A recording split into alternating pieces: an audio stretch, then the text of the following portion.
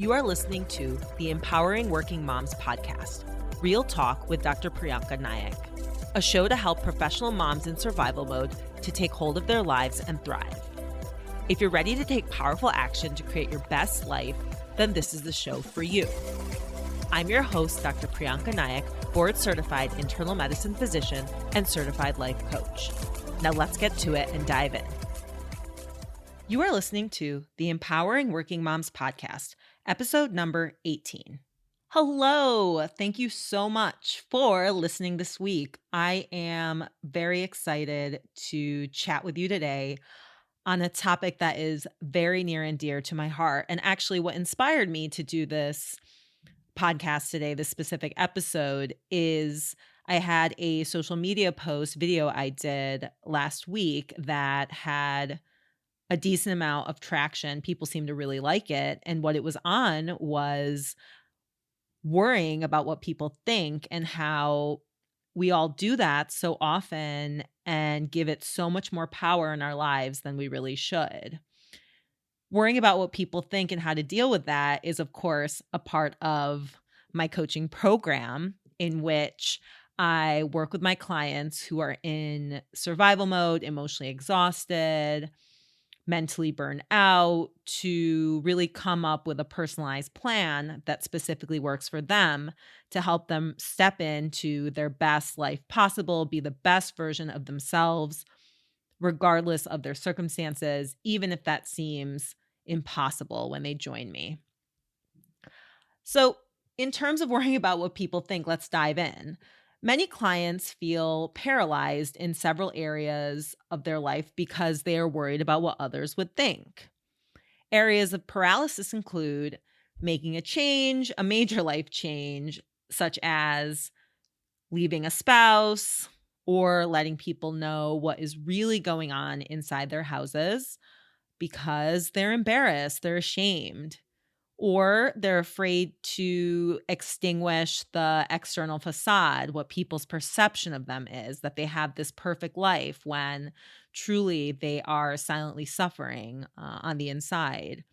They're also afraid that if their friends knew what was happening, let's say their friends knew the secret of their spouse being an alcoholic, or that their spouse is emotionally or physically abusing them, or that they work in a really toxic work environment when maybe they seem really happy, or that they're wealthy. They're afraid they'd be judged for staying in this situation, or they're afraid that maybe their friends would tell them to quit their job, or their friends would tell them to leave their unhealthy relationship. And this adds, obviously, a layer of suffering in terms of the person feeling like people are judging them, right? But then on top of that, they isolate themselves further because they don't want to talk to anyone. They keep their problems to themselves. They also think that they are the only ones struggling and suffering in this boat. They think they have an abnormal situation to which no one can relate, and this just isn't true. But the reason that so many of my clients and women like my clients have this perception is that we let social media fool us. And of course, the picture perfection, those beautiful curated family photos, they really aren't a representation of what's going on in that family's home. Let's say at night after the kids are in bed, what is happening? We don't know. And sometimes when women isolate themselves, due to shame and not wanting to talk about their issues, they also can have, let's say, a partner or spouse who tries to isolate them on top of that. So why do we worry about what people think? Well, we want to belong. We want a sense of tribe. We want external approval. Often, we are people pleasers. Please refer to episode number 4 on combating people pleasing. So many of us are worried about what our parents would think about our lives, and this started from a young age and often carries into adulthood as well. Our parents train us to not air out our dirty laundry so that they can brag. This is pervasive in South Asian culture, according to my experience. Worrying about what people think causes the following problems. 1, it wastes time and precious brain energy, which none of us have any of that to spare. I'm pretty sure that's a fact. Number 2, it isolates us. Number 3, it makes us feel bad. Number 4, as I mentioned, how it can be paralyzing at the beginning of the episode, it can truly keep us stuck. When people judge what we are doing or don't like it, it's uncomfortable, right? Because all we want is to be liked and belong.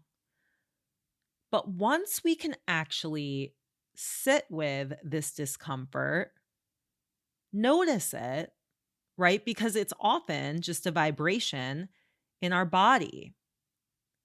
So you notice it, and by noticing it, you can neutralize it. And I have talked about this model before. Notice, neutralize, and new. I won't get into new, the third step of this model, too much because that's really about creating a new thought or new feeling. But if we can notice what's going on, we get distance from it, and that's how we can neutralize it. It's a vibration, right, in our bodies that we can identify. We see what it is with distance, and then hence soften its power over us. And that's how we empower ourselves and begin to take a hold of our own experience. It's all about empowering ourselves because we are powerful women. We can do anything, we really can. I encourage you to practice sitting with discomfort or, dun dun dun, tell your parents something of which they wouldn't approve. Okay, I'm laughing about this because I have found, even in my 30s, I still seek their approval, and it's so ingrained in me so deeply. So I work really hard on forging and paving my own way, regardless of what they think, but truly living a life that aligns with my own values. I teach my clients to do the same. So that's why I am telling you as well to really practice telling your parents something you know that they wouldn't like. And then tune in to your reaction. Where is the discomfort in your body? Also, stick to your guns. See how this goes.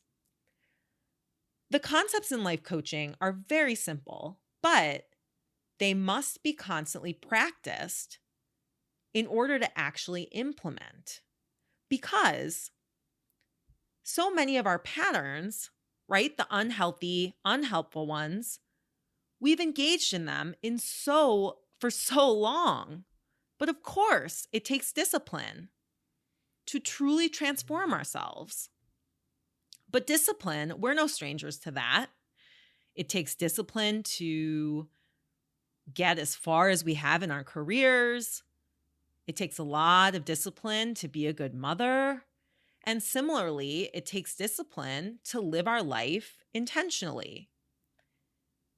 Lastly, we can definitely fake it till we make it and eventually embody a different method. So keep practicing this. It's not going to happen overnight where you don't care about what people think. But as you're aware of this and you go through these steps, you will really start to hone in on your own process, on what you want to do, what makes your life fulfilling, regardless of other people's judgments and opinions. Now I want to discuss how worrying about what other people think, if we learn to stop doing that, we can remove one major contributor to emotional exhaustion and stuckness, the feeling of being stuck. How many of you out there feel stuck or trapped? Ask yourself that question. And I know so many of you do. Glennon Doyle's book, Untamed, wouldn't be as popular as it is if women weren't feeling trapped and stuck. The next big step I'm going to give you on how to stop worrying about what other people think, this one is a doozy, okay? I know that's kind of a lame word to use, but it's true. Here's what to do. Look inside of yourself. Turn inwards. Turn inward. It is such a simple concept, but it is not easy to do. What is easy? It's easier to project our own judgments and fears onto other people. We do something that we know is the right thing to do, but maybe we're going against the grain of how we were raised, which I do talk about in the previous episode number 17, how to move forward when how you were raised conflicts with your current values. And when we have this dissonance within us, it's much easier to fixate and perseverate on what this person's reaction would be, because then we're off the hook. We don't have to look inward. We don't have to take a good, hard look at ourselves, because that's so much more difficult and painful. That is a part of the deep internal work we must do to get to a better place. And to really look at ourselves, that's one of the hardest things to do. It's easy to gossip, to judge other people's actions when we don't want to examine ourselves. So the second step in not worrying about what people think includes asking yourself why you care what that person thinks, and turn inward, asking yourself, what is my opinion about this? How do I judge myself? How do I reflect poorly in front of myself? Because that's what that's really about. It's not really about what your family or friends might think about what you're doing. It's about what you think about what you're doing. It's about how you might have shame and embarrassment, how you may think you deserve better, but you don't know how. Take some time to write this down, maybe in the notes app of your phone, and run through this exercise when your brain starts going down the road of what other people might think. It sucks, but it is so helpful in the long run in order to build a sense of self, self-confidence, self-love, and focus. This practice helps to keep your brain out of spinning and confusion and not deplete energy, which, as I've already said, and as you know, none of us have spare energy or like energy to waste, okay? So just like we've worked so hard on many areas of our lives, our mental health and wellness require the same amount of attention. And if you want to do this deep internal work and build self-love, self-confidence, and courage, that is a part of my program. Let's see if we're a good fit to help you love the life you've worked so hard for. You don't want to do what most people are doing because many of them are just circling around in life, not on the track where they really want to be. Maybe you've been told to go to therapy or increase self-care, but there are so many more ways to get a better life. Talk to me to see if we're a good fit for coaching to try a different way.